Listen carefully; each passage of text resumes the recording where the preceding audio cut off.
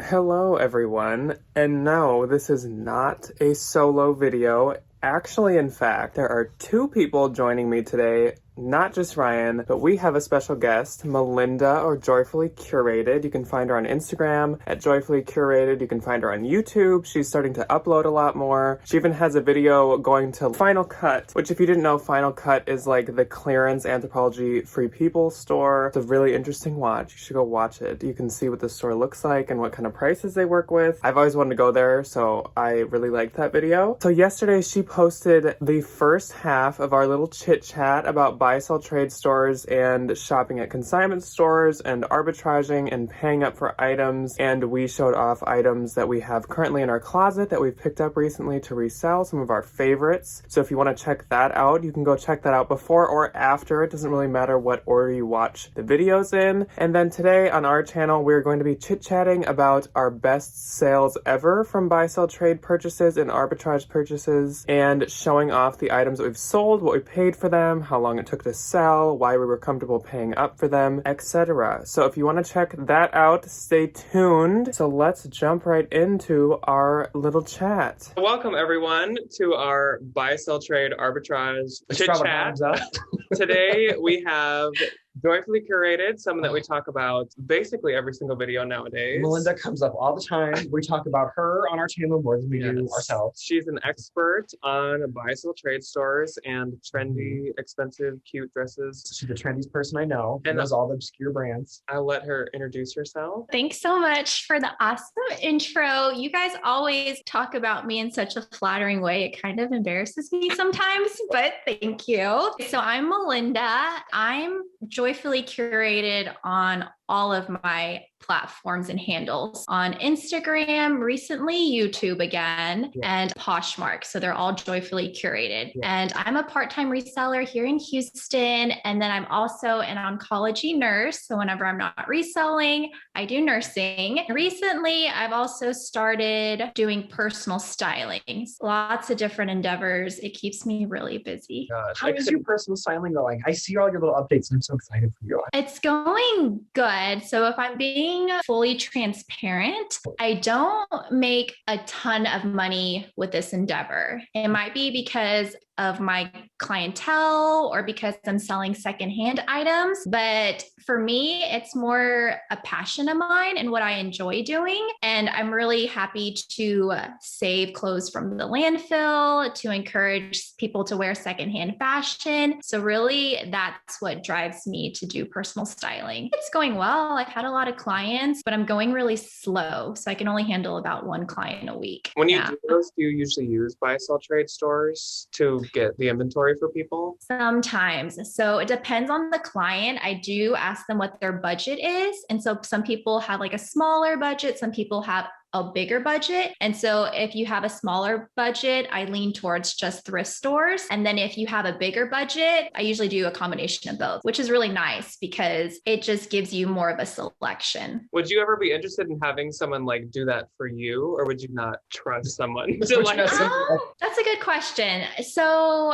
I would be curious to see what they would come up with. And I've actually done Stitch Fix just because I was curious to see, but I didn't love what they picked out. For me, I really enjoy like looking myself, right? So that's like the fun of it, is flipping through the racks and like finding these gems and getting really excited. I feel like my aesthetic is very curated and unique. So sometimes it's hard to know what I'd like. Yeah, I feel like for me, I might be like a little too picky with my clothes to let someone do it. But I feel like if I had someone that I like genuinely trusted and knew, like understood my style, like you, or like a friend of mine, or like if Ryan did, then I'd be. I do a very good job. Yeah, actually, Ryan probably wouldn't do that. No, I'm so bad at Then I feel like it'd be more like, or like if I saw someone that had like a really good fashion sense, and I feel like I would appreciate the types of things that their eye would catch on to, which I feel like most people probably feel about you. You have a very good eye for that stuff. So like, if they like your style, they'll probably like what you send them. My style is like, it's a 2-page book. It's a front cover and a back cover. It's easy. I love a fun sweater. I love a plain t-shirt. Same necklace I wear every single day. Jeans. That's it. Yeah, I feel like I have both of y'all's styles down. Like I could probably easily find stuff for Ryan. And then I know your style, Jack, but it's so unique and it would take me a really long time to go out and search these pieces, which I'm supposed to be doing one for you and I'm still working on it, but I need your sizes. I haven't gotten your size. I know you asked me my bomber size, but ooh, fun. I feel like, well, I also feel like finding like interesting men's or even something that could be unisex is probably like a little bit harder. I know that's the one thing about being a reseller. I'm like, oh, I wish I could wear all these pretty things, but they're so tiny. Jack, you would be my most difficult but fun client. Good. I'm the challenge. Yeah, you are. On Melinda's channel, which like she said, she's getting back into, well, not getting back into YouTube. You're kind of like just trying to build it up, right? Or did you do it in the past much? I did. So in the past, I had probably loaded 3 videos and the first 2 were kind of a flop because I was just experimenting. The third one did really well. So the third one was when I went to Final Cut and that video has 15,000 views, which I didn't expect. People really care about Final Cut. Really like more than any of ours. Is that the anthropology version of Last Chance? Do they have one in Texas? No, this was in Georgia whenever I went. That's a life goal. I want the furniture. They have awesome furniture. So I wish I was already monetized because I would have probably gotten paid pretty well for that video. Yeah, that would have been a good little paycheck.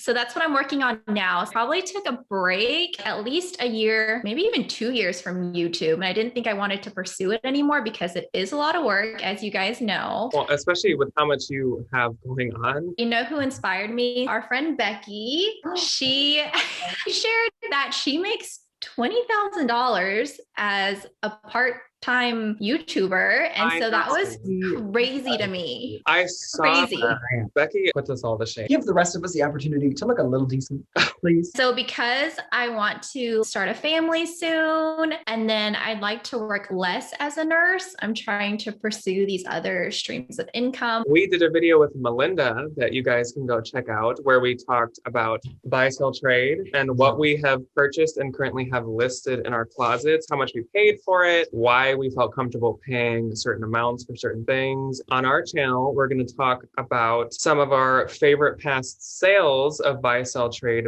purchases. And again, maybe what we paid for it and how much it ended up selling for, how long we had it for. I'm going to start off with probably my most exciting sale to date, just to get everyone excited about this. This is my best sale. It is this dress by the brand Orla Keeley. And this dress sold for $550. It was my first piece to sell for over 500. So the first piece that I had go to Poshmark headquarters to be authenticated. This was a really special piece because Kate Middleton wore it. And we know anything that she wears or like Meghan Markle wears becomes really popular and sought after. When I saw this dress at Crossroads, which is where I got it, I recognized the brand, but I didn't know it was that special. But I just took it home because it's Orla Keeley. And then when I saw she had worn it, I saw there were none listed on any resale site. I went ahead and listed it really high after polling people on Instagram. I listed it for $800. You can price whatever you want when you have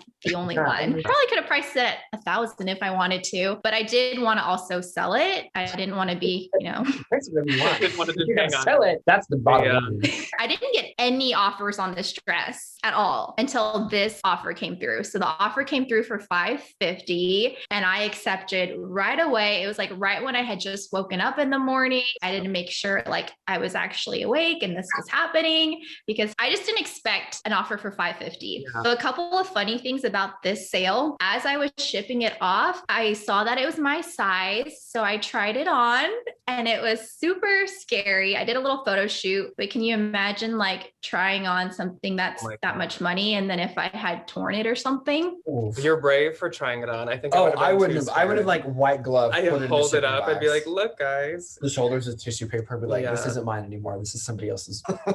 An interesting thing, after it goes to Poshmark Authenticate, you kind of get notice that it's begun tracking to the buyer. So I kind of stalked it. I didn't get their exact address, but I saw the area that it went to. And I'm familiar with this area and this neighborhood, and it's one of the richest neighborhoods in that city. And so I can see why they offered $550, but then I was kind of regretful and thought maybe I should have countered because they could have afforded it. Yeah. Look up their address and Make be the like, rich oh, people- you can pay more. Make the rich people pay more. Mhm. That's like a total goal of mine. I want to find something that she has worn or Meghan Markle. That'd be so, like some of those self-portrait pieces and stuff. Go for such Even good like the money. J. Crew stuff that like Kate Middleton wears. It's Yeah. insane. Didn't you get that To for like pay a to look like steal that. too? Yeah, I think I talked about it in my latest YouTube video. It was new with tags also. And I bought it for $22.50 plus tax.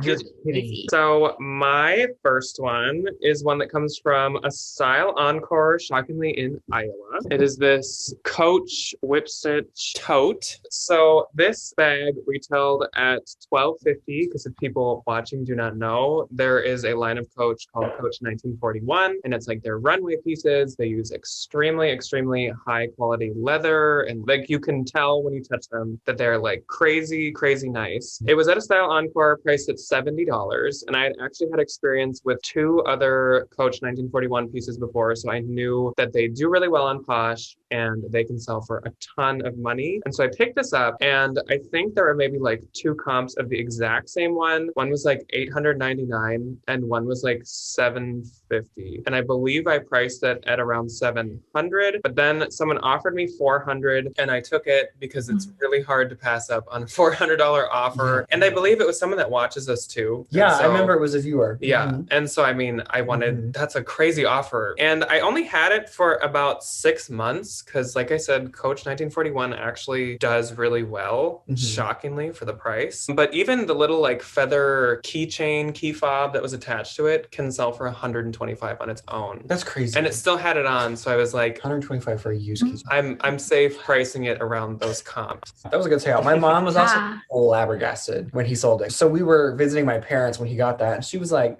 "Oh, Coach bag, cute," thinking he sold for like $100. Yeah. He's like, "Janet, I sold it for $400." She's like, Yeah. And usually you never want to share with these places that they like mismarked or whatever, didn't know what they were doing. But I had to. So as soon as like I'd swipe my card, I was like, oh, this Coach bag retailed at like $1,400. And like all of the women working there All the like employees. stopped and they were like, I'm like, what? for a Coach bag? If I ever tried Coach 1941, I might have been like $70. But I love that bag. I would have purchased it, but I knew you could sell it for more than what kind of deal you would give me. Do you find that buy sell trade stores know what Coach 1941 is? I've only seen it 3 times now, and the 3 times I saw it, they had priced it like normal Coach, maybe like a little higher, maybe because they could just tell it felt nice and it was like cuter style. But yeah, they usually price it around what they would price newer Coach at. They're obviously not going to price it at like the canvas monogram prices because that's kind of outdated at this point. I've seen one that's like started to catch on, but it's the Style Encore that has like all the Louis Vuitton, all the Gucci. I feel like they would probably know a little bit better than like the Style Encore in Des Moines. Okay, so my first, I got this at a Plato's Closet, which is very conveniently the Plato's Closet right next door to the Style Encore, where Jack got that Coach bag. And it was a Lingua Franca sweater, and I'm kind of mad at myself because I think I undersold it for a little bit. I was one of the cheapest solds on Posh.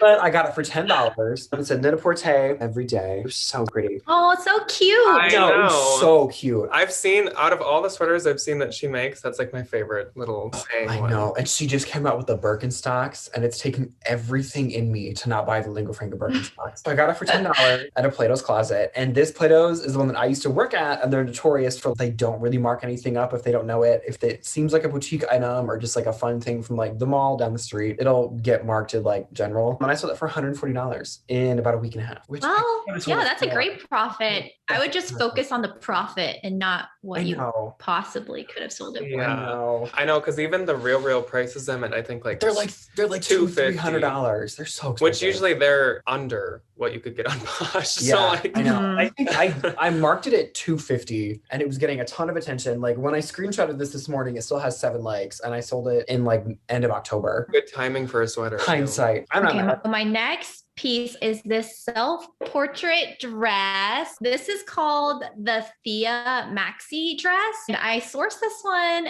at Crossroads in Dallas. So this was another one that I got during Posh Fest. And so I'm guessing this came from one of their like New York stores because you just don't find this at, you know, your normal buy sell trade stores. And so this dress was a good sale, but it was a disappointing sale. Most of the ones listed on Poshmark are a different colorway. They're like the green blue colorway, and this is the white one. It was the only one. It looks like it could be a wedding dress. I had it priced over $500, probably $500 to $600 because it was the only one, and it sat. I got a few like low offers in the 100 range, but it never sold. So after having it listed for over a year, I went ahead and accepted this offer for $300 just because, you know, I had it for so long, but it was a disappointing sale because I did expect it to go for higher because it's so unique. It's the only one. And I did invest a lot of money into it. I invested $95 into it. Still a good return, but yeah. And like we said in our bolo, those like self-portrait white maxis are like people use them as wedding dresses. Yeah. Usually those do crazy good. Isn't that one that Kate Middleton has worn? Yes. Goals to find. Yeah. I wish. My next one is, this sale was like shocking, honestly. When we did our like 2020 roundup or whatever, this was like in my top 3 or 4 sales of the year, and it's a brand I would have never assumed would be in that. These Stuart Weitzman velvet black heel, kind of like textured heels. So they're like super cute color, cute style. Chunky heels better than a like super thin pointy heel, but I didn't think it'd sell for $348. That's crazy. I think that was the price I listed them at, and no, these did not sell in a bundle. Like that's the price they sold for. They retailed at like $798 because that's around where all Stuart Weitzmans do. Not sandals, but everything else. I paid $15. It was at like 70% off at a Turnstile consignment store, which is a Minnesota consignment store. I had seen them when they were like half off, and I did almost get them. But then I was just like, I think I was getting a lot of other stuff, and I was like, no. So then when they were this cheap, I was like, okay, I'm gonna get them. They actually had like a lot of likes, but it took about like between 6 months and a year, which makes sense for like a heel and a brand that's not like extremely trendy. $15 to $348. Can I just say,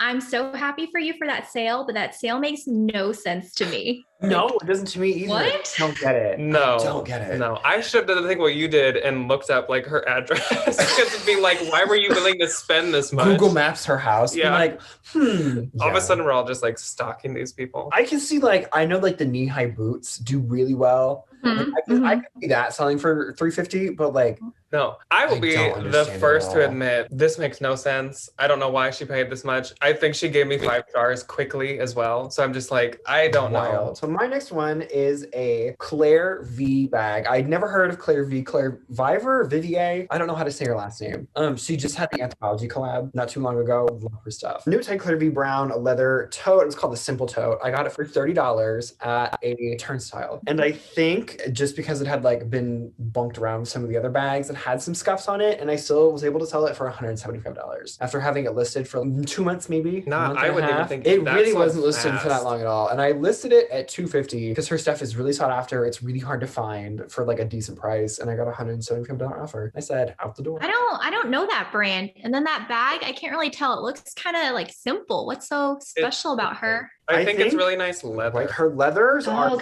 so nice. And I think she's just one of those like brands that has like a really good, really devoted following. Like I know Adrian, the buy sell trade king, loves her stuff. Anthro has been having it recently. Yeah. Her bags and the Anthro stuff are really different. Her Anthro stuff's like cute, quirky, like designs, like actual color, where a lot of her bags are like really simple, really toned down. I get like a Madewell kind of vibe, like a rag and bone kind of a vibe. But it keeps its value super well. I'm going to share a pair of shoes. They are these kitten platform wedges. You may already know the brand. The brand is Charlotte Olympia. These sold for $275. I love the kitty style from her. I'm actually on the search for flats for myself. The crazy thing about these was that this was at Crossroads and they made it to half off day. And so these were only $35 since I guess no one wanted them whenever they were full price. Wow. I would have. I don't know. Those a heartbeat. I would have been so happy. Those would have gotten an Instagram post. Dang. How much did you say they sold for? $275. Wow. That's a good. See, I don't know like a 270. I don't know like a ton about her. I know that her kids stuff's really popular, and then I know she has like a spider web thing, right? That's her logo. Yeah. I love that. Like, I think you would like a lot of her stuff, Jack. I love Charlotte Olympia. I was gonna say I don't know much about her, but I think we had her in our like fall Halloween bolo video. Yeah. I think Ryan supplied most of that information, not me. She has a pair of sneakers and it's just like it looks like a pair of Vans, like white leather, and it looks like somebody kissed each toe, but it's like Swarovski crystals, and I have been hunting for those shoes since I was like 16. So my next one is a pretty recent sale, and it was this Mother Mystical reversible two-face puffer. Gorgeous. It stood out to me the second I saw it, and this I paid $50 for. It retailed at $395, and there was one sold comp for $300. So I bought it and I listed it at $345. I thought I was safe going up from the comp just because I think it had a ton of likes on the comp. And so it ended up selling for my full asking price of $345. And it only took about like less than 2 months to sell. So it sold super quick. Flip. Ecstatic. I love that coat. It was so cute. Yeah, it was really cute. And on the inside, it was like a starry print. Like it was like completely. Oh yeah, it was like reversible. 2 different prints. You said it was Mother, right? Yeah. I didn't know Mother made pieces like that. Like so unique. They have this whole line called Mother Mystical, and it's such cute stuff. I wish I could like own it all for myself. I honestly like Mother sweatshirts and their graphic tees and stuff. I love them. They're so cute. The Mother graphic tees. I'm on the hunt. I'm keeping my eye out. I'm looking. In keeping with the animal theme is this dress. It has frogs on it, but just not your typical standard frogs. These are dissected frogs, which may be weird to some, but not to me. I thought it was the coolest. I actually had this print as my phone background for a while because I just loved it. And so this dress is by the brand Rachel Antonoff. She's a bolo, I would say. Not many people know about her, but she has these like whimsical prints. This dress I got at Clothes Mentor for $30 and I sold it for $200. It sold super fast, right? It did, like within a couple of months. And the funny thing is, I just had someone reach out to me on Instagram, like on this post where I posted about this dress. And they were like, if you ever come across this dress again, or if you have another one for sale, let me know. And I was like, no, I'm never going to find it again. It's the most unique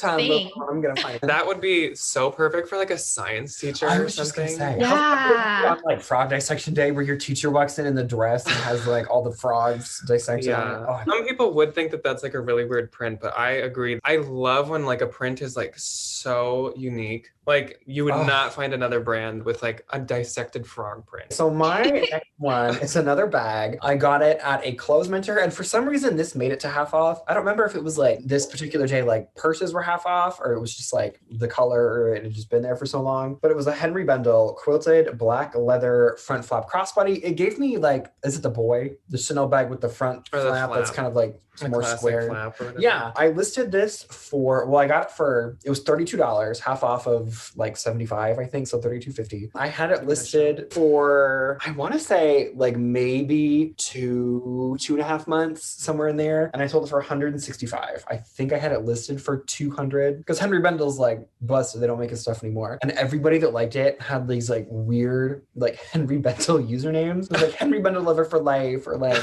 Bendel girl. It was like really funny. I feel like because they're not made anymore, that has increased the resale value on them. Oh, Yeah. 100%. Yeah. 100%. Yeah, I have one listed super high, a lot higher than that, so it hasn't sold yet. Well, but... like, and I still get people add it to a bundle and are like, do you have any more bundle pieces? Like, and they have like specific names, specific sizes. My next one is another like pretty recent one, and it is the Free People Faux Fur multicolored jacket. I don't know if that's actually what it was called, but it was worn by Alexis on Schitt's Creek. I didn't know that. And so it actually, the listing has nothing about that at all. So this girl found my listing. Again, I did not put Alexis's name. I didn't put her picture. I did not know at all. And I priced it at $278 because I saw the comps and it's like a super rare one. It retailed at like $350, which for Free People is crazy anyways. I paid $30 for it. I had seen it when it was $50. I kept skipping it because that's a lot for Free People in my opinion. But then I bought it when it was $30 and it sold in about 2 months to this girl that really likes Schitt's Creek for $278. Isn't that crazy what some of those pieces can sell for? Like if they've been worn on a TV show? Yeah. And then she, in her review, she was like, I love my Alexis coat. And then she even came back like a month later and left a comment on like my Meet the Posture. And she's like, I still love my coat. And I was like, that's so sweet though. I'm like, and you, oh my gosh. Yeah, that's pretty crazy. What a nice buyer. Don't you wish they could all be like that? I know. Yes, I do. Wish all people had as much joy in their life as that girl that got her Alexis coat. Okay, my next one kind of surprised me. So my next one is this dress by Rebecca Taylor. I love Rebecca Taylor. Like she is one of my personal favorites, has the most beautiful feminine like floral pieces, but she doesn't always resell well, which I don't understand. Anyways, I just really thought this style was really pretty. It cost $30 at Clothes Mentor and it sold for $280, which was really surprising because it's more than I would have thought it would sell for. It retailed for $695. Yeah, that's for, a really for good Rebecca sale. Taylor, that's very high. 30 into 280. She's another one of those ones that's like kind of hit or miss, where like it can resell for like a ton, or it just kind of like doesn't. It just kind of sits, and you'll get a $50 offer or something. Yeah, but some of her pieces can do like super good. My next one, I didn't get a ton for it. It was my first time finding this brand, and I was super excited because I found it for $8 at a Style Encore. It was this Lula Johnson peasant style blouse, and I was like, I had heard about it on Instagram. I had seen the bolos, I had seen the sales, and so I was like, I found a Lula Johnson piece. I was so excited, and I sold it for $80. I listed it for I think $115 because it was called the Dawn short sleeve, and it had a ton of different colors on it, and I'm super excited to turn 8 into 64, which is like not the greatest like sale. That is the first Lula Johnson piece I ever found. I love Lula Johnson, and I do love that a lot of buy-sell trade stores don't know what it is. No, they have no idea. So my next one is one I learned from Melinda, actually. So thank you, Melinda, for teaching me this. And it is this star print dress by Rococo Sand. Oh. I just sold it this last week, actually. For some reason, there were no model pictures of my like Tiffany blue color, but there was like the most beautiful model pictures of the white one. So I just kind of listed them next to each other. I actually paid $75 for this, which is a lot for a brand that I've never tried. But Melinda told me that was like a safe bet. So I felt more comfortable with that. It did retail at like $785 or something like that, which is crazy. I didn't know that brand even retailed that high. It's so expensive. I ended up selling it for $200. I had it priced at like $350, but $200 was a pretty good offer. I think we'd countered a few times, and it sold in like about 2 months. So that was pretty quick to sell it for. I'm kicking myself. I found a new tag, a sand dress. It was $19. I remember it vividly, and I passed on it. So I was like, oh, haha, funny, cheap Nordstrom Rack brand. Put that back. Yeah, Jack told me about that. I was so sad for you. No, I'm sad for myself that I missed that opportunity. But if you ever find it again in an extra small or a zero, let me know. I love the brand. I'll be in the store. I'll be like, well, do you want this? My next sale was this Bolo brand, Belle and the Gypsy dress. This dress sold for $225, and I actually got it at Wasteland in LA. I don't know if y'all have been to Wasteland, but it's probably the highest tier of buy-sell trade stores. Really? So it's the most expensive, like super expensive. Just to give you an idea or a reference, this Belle dress cost $78 at Weitzman. That's crazy for a buy sell trade store. But you guys know I am a big spell lover. And so I have a lot of spell in my closet. I follow like all the spell things. I'm on all these spell Facebook groups. I follow their Instagram. So I knew this dress was a popular style and it sold well because not all spell sells well. Yeah. Like their blouses probably don't sell. I mean, they sell well, but not as well as, their dresses are more sought after pieces. So I knew this one was sought after. So I went ahead and got it. So it was 78 to 225. So a smaller profit margin, but it's always nice to put spell in your closet and attract those kind of buyers. I have yet to find it. That's so funny because I actually of the questions I have written out for you, one was, do you ever buy something that you know isn't going to profit you a ton just to have it in your closet and say you had it or maybe draw traffic in? I also totally forgot. Yeah, I do that a lot. I totally forgot to include my spell. So now I'm kicking myself. After all the years I've been doing this, after all the things that I've found, I have yet to find a spell piece. Yeah. You might be able to find it here when y'all come to Houston. I found it 3 times at Goodwill, the same Goodwill. That's crazy. So we're going to that Goodwill. I know, it is crazy. So my next one, the opposite of these lovely summery floral dresses, it was a Sam dark green pullover zip coat. Sam is one of the best coat brands to find that isn't Montclair. So it was this really pretty army green coat and I got it for $20. I think because it used to have a hood that snapped on and the hood has been lost to the ages. But I sold it for $100 really quickly. So 20 to 80 after the 20% Poshmark fee isn't the greatest profit margin, but it definitely is sold within the week. I was super excited to find it. So my next one is a brand that I would not normally pay up for at all, but this is a Kate Spade polka dot panther print dress, and there is the picture of it.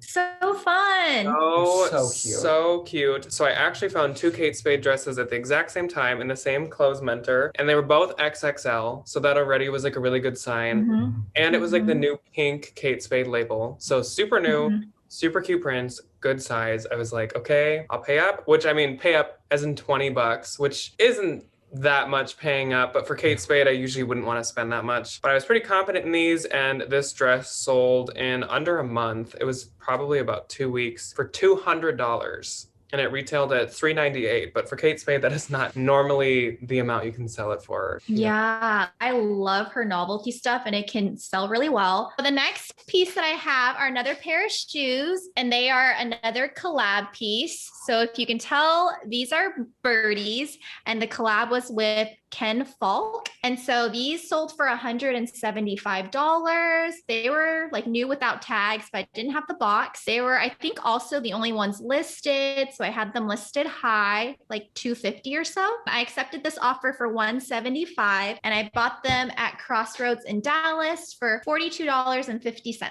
I've never even heard of that brand or designer. Birdies? Mm-mm. You've never heard of Birdies? What is that? Nope. What? They are Rothy's or Teaks. They are? Really? Yeah.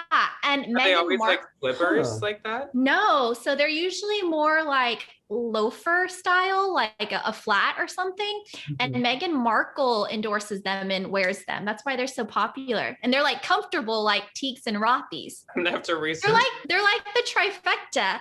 Rothy's, Teaks, and Birdies. Well, that's good to know. Interesting. Okay, so I'm writing something down in my bullet. Yeah. I like those because they look like Hermes. Honestly, when you first posted those, I was like, oh my gosh, she found Hermes slippers. Yeah, it's great. So my next one is another pair of shoes. It's a pair of Freebirds, which I love Freebirds. I hardly ever find them. And I found these at a Style Encore for $25. And what were they called? They were called the Blaze Boot in tan leather. They were so pretty. And I got them for $25, which I knew was a really good pickup price. And I sold them that same night. I listed them at comps for $125 to $150. And somebody sent me an offer 5 minutes after I listed them for $100. Wow. And I was like, I could make more money, but they sold in 3 minutes for $100. So it's quick, double my money and then some out the door. Yeah. I've never found that brand. It's on my list, but I just can't find it. I have like twice. You found I that one think. pair of sneakers, and then That might be there was it. like a pair of boots, maybe. But usually their boots are what you want to find, right? Yeah. Mhm. Yeah, except the sneakers I boots are found were really like good. really good, like Golden Goose dupes. So they did really good too. My next one was this Fendista textured bicolor clasp bracelet, and it was like new in box and everything. I paid, I think, around $60 for this, and I knew that it would probably sell for maybe up to 300, but I still thought that that was a pretty good price to pay, especially because it had the logo and everything. And so it ended up selling for 225. I thought that was a pretty good offer in about a month. And so that was pretty good flip. And I was excited really to good say that flip. I had Fendi in my closet. I've never sold jewelry. Like, I don't know how to sell designer jewelry. See, I hadn't really sold jewelry much either. So I was like a little hesitant, but I was like, it's Fendi with a logo. Like, It's gonna do good. yeah. Or else I'd be a little more hesitant on jewelry too. I have two more because I can't decide. Sorry. My second to last one is this brown top. It's by Ace and Jig. So I sold this. Okay, I got it from Buffalo Exchange in Austin. I bought it for $23 and it sold for $200 for a top, which Ace and Jig, you know, is sought after. It's a bolo brand, but $200, that's insane to me. I think this was a really like rare piece. Interesting. That is a lot for a top. Oh, and it sold within 24 hours. So I think I listed it for $250 or $225 and she offered $200. That's crazy. I have a Yeah, I don't know. She's an Ace and Jig like collector. Like she basically has like a capsule collection. It's so funny. And so every time I'm like, Angela, like, is this worth money? Like, you know, what do you have on? How much is it? How much did you pay for it? How much would you sell that for? My next one is a Lululemon backpack. It was the Back to Me convertible backpack. I only paid $8 for this at a clothes mentor because I brought stuff in from the bins to sell. So I used my credit to buy the backpack. It looked like a Prada. Yeah, it did. It looked like the classic Prada, like fold over nylon backpack. And I sold it to a lovely viewer for $65. Within like, like those free birds sold at like 8:30 and then the backpack sold at like 8:45. They sold so fast. Those are quick flips. My next and last one is definitely, this has like become one of my absolute favorite brands to find, and I found it twice, and this is one of my favorite flips ever. It's this collaboration between Free People and a brand called Nicholas K. Oh my gosh. So Nicholas K is like lag and look, like it doesn't like usually look like something super crazy. It doesn't look good on the hanger. You get it on the person? So expensive, and it doesn't really matter if it's Free People or not. It still does really good. It probably would do better, honestly, as Nicholas K itself. But this dress retailed at like $410, and I paid between $15 and $20. It was at like a Style Encore. They didn't know what it was. And I think at that same one, I have found my second Nicholas K that also sold for a lot. Oh yeah, the green one. And this one sold for $200, which was crazy to me because to me, it's not that thrilling or pretty of a dress, but whatever. And it sold in like about 3 months, which I thought was pretty good. And my other one, I think, sold for $150. So it sells very high. My last, probably my second most exciting sale to date. I don't want to jinx it because it's currently on the way to the buyer. It just left Poshmark headquarters. You guys talked about it in your Halloween Bolo video, and it is this dress by the Vampire's Wife. It sold for $500. I got this at Buffalo Exchange in LA for $35. I didn't know what the Vampire's Wife was whenever I saw it, but I love the print.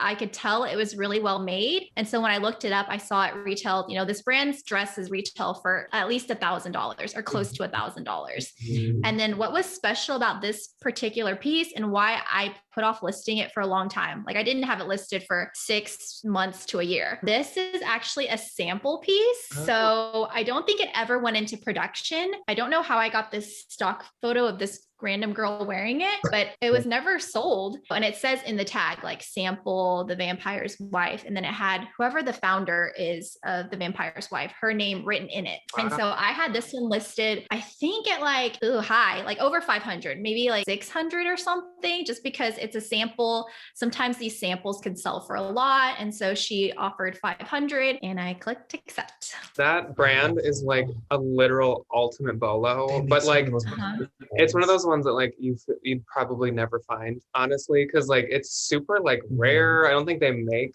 that many dresses at a time. On Posh, I think there's been like 4 or 5 ever. I remember when I found out what it was, I was like, oh, I wonder if anyone on Posh has been like super underpriced. But nope. There were like 3 of them, and they were all like $800. I think a lot of their stuff's like custom, because I saw Phoebe Bridgers, one of my favorite singers ever, just had her New York Times cover. She was in a custom Vampire's Wife dress. Also, if you find this brand in my size, let me know. Thank you. The Vampire's Wife.